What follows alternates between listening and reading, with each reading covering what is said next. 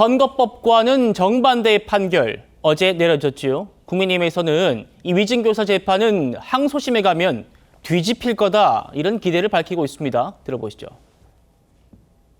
판결에 대해서는 제가 공감하지 못할 부분들이 많이 있어요. 그럼에도 불구하고 존중합니다. 대한민국 사법 시스템 안에서 바로 잡아질 가능성이 높다. 민주당도 이번 판결에 굉장히 환호하고 존중하신다는 입장을 밝히셨듯이 11월 15일에 징역형 판결도 존중하셔야 한다. 2심은 1심의 들쑥날쑥한 판결을 정리하는 게 주요 기능이거든요. 그래서 저는 다른 케이스랑 비교해 봤을 때 이거는 좀 2심이 달리 볼 가능성이 뒤집힐 상당하다. 거라고 보십니까? 2심에서? 네, 저는 2심에서 뒤집힐 가능성이 상당하다 생각합니다. 이 판단대로라면 앞으로 위증하거나 위증교사하는 사람들한테 좀 길을 틔워준 거예요. 재판부의 판단은 그 자체로 존중돼야 합니다. 하지만 실제로 법조계에서는 어제 위증교사 1심 선고는 이례적이긴 하다 이런 반응들이 나오고 있습니다. 그래서 항소심에서는 판단이 바뀔 가능성이 있다는 말도 뒤어서 나온 것 같아요. 호 대변인님, 네. 어제 판결을 요약하면 위증을 한 사람은 유죄인데 위증을 요청한 사람은 무죄라는 거 아닙니까? 그러면 김진성 씨는 왜 처벌을 감수하면서까지 위증을 했느냐 이런 부분이 판결에서 빠져 있단 말입니다. 그러니까 저도 이 판결을 도저히 이제 동의할 수는 없지만 이게 무슨 소리인지 이해는 해봐야 될 것 같아서 판결문을 다 읽어봤거든요. 네. 근데 그 부분에 대한 그 답이 없더라고요. 네. 이거 어떻게 봐야 되는지 그 설명이 없더라고요.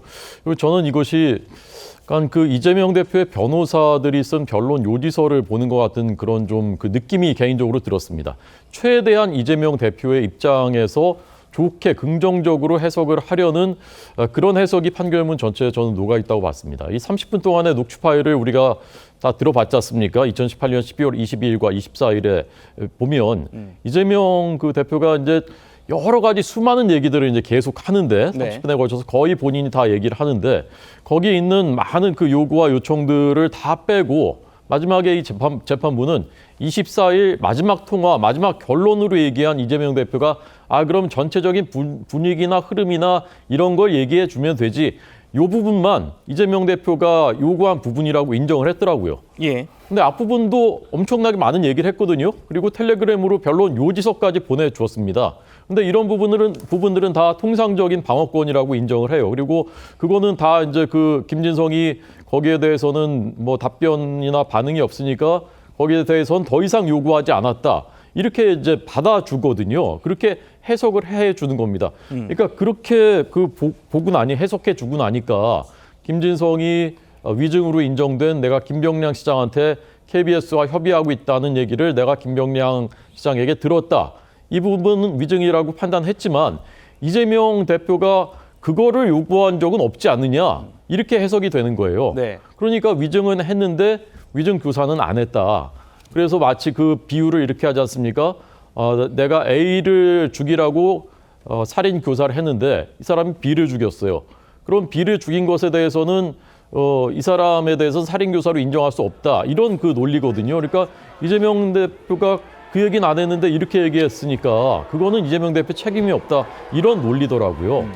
근데 저는 아무리 봐도 이재명 대표가 너무나 많은 얘기를 했고 그 많은 얘기를 한 그 배경에는 경기도 지사이고 차기 대선 주자이고 또 자신의 경제적 이권과도 직접적으로 관련이 돼 있고 이런 사람이 지속적으로 요구를 하는데 네. 그것 하나하나가 다 압박이 됐을 것이고 이 사람의 반응을 들어보면 네네 계속 하는데 이게 동의의 네네는 거의 없어요. 네. 그냥 아주 상투적인 내내거든요. 그러니까 자기가 인정할 수 없다는 그런 뉘앙스예요. 근데 그런 것들에 대해서는 전혀 인정을 하지 않고 최대한 이재명 대표에 대해서 어떻게든 호의적으로 해석하려고 했다라는 저는 그런 느낌 받았고 이것은 상식적인 판단을 하는 시민 더더군다나 판사, 법관이라면은 항소심에서는 다르게 해석할 여지가 굉장히 많다라고 저는 봅니다. 예, 설 변호사님. 네. 우리가 이 김진성 씨를 자꾸 김병량 시장의 비서라고 해서 그렇지 사실 이분 백현동 사업의 직접적인 이해 당사자지 않습니까? 네, 맞습니다. 그래서 이 형사 전문 변호사 얘기도 그렇지만 백현동 사업에 종사하던 김진성 씨 그리고 백현동 사업을 총괄하는 시장, 도지사, 이재명 대표의 갑을 관계 이거는 판단하지 않았다. 이게 빠져있다는 보도도 있었더라고요. 그러니까 녹취록에 보면 그 이재명 대표의 그 워딩이 나오죠. 인섭이 형은 잘 계시죠라는 얘기가 나와요. 예. 그게 그러냐면 왜 이 김진성 씨한테 인섭이 형은 잘 계시죠라는 말을 물어봤어요. 이 인섭이 형은 우리가 지금 백현동 사건으로 이번 주 목요일 날 대법원 선고가 예정돼 있는 김인섭 씨를 지칭하고 있는 겁니다. 근데 당시에 이 김진성 씨가 김인섭 씨와 같이 백현동 사업을 같이 하고 있었어요. 그러면 이해관계가 있는 부분이에요. 또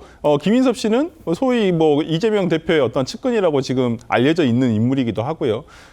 그런 부분에서 그 어떤 이 상하를 구분할 수 있는 어찌 보면 그 권력 관계에 있는 관계에 있었을 때 어떤 위증교사가 어떻게 성립할 것인가 이런 부분에서 지금 만약에 그 어저께 판결대로라고 한다면 마치 이제 그럴 수도 있죠. 좀 권력자가 아니면 그 하위에 있는 뭐 직원이나 어떤 위증을 부탁을 하면서 그냥 기억나는 대로만 얘기해 달라. 사실대로만 얘기해 달라. 근데 뭐 그때는 뭐 이런 일이 있지 않았어? 라고 정도만 하게 된다면 뭐 이제는 위증교사가 절대 성립할 수가 없는 어떤 그 어저께 판결대로의 논리가 되거든요. 그래서 조금 우리가 그 이 김진성 씨가 당시에 경기도와 관련 있는 사업을 하고 있다는 부분이 어제는 그 판결 부분에 좀 빠져 있고요. 그다음에 가장 문제는 이 판결문을 읽어보면 그럼 김진성 씨가 왜 가서 위증을 했지? 스스로 처벌받을 걸 감수하면서 약간 그런 좀 의문이 들거든요. 그래서 네. 그런 부분에 대해서는 어떤 자세한 적시가 돼 있지 않은 부분 등이 있어서 항소심에서 또 이런 부분이 좀 다시 한번 따져야 되지 않을까 싶습니다. 알겠습니다.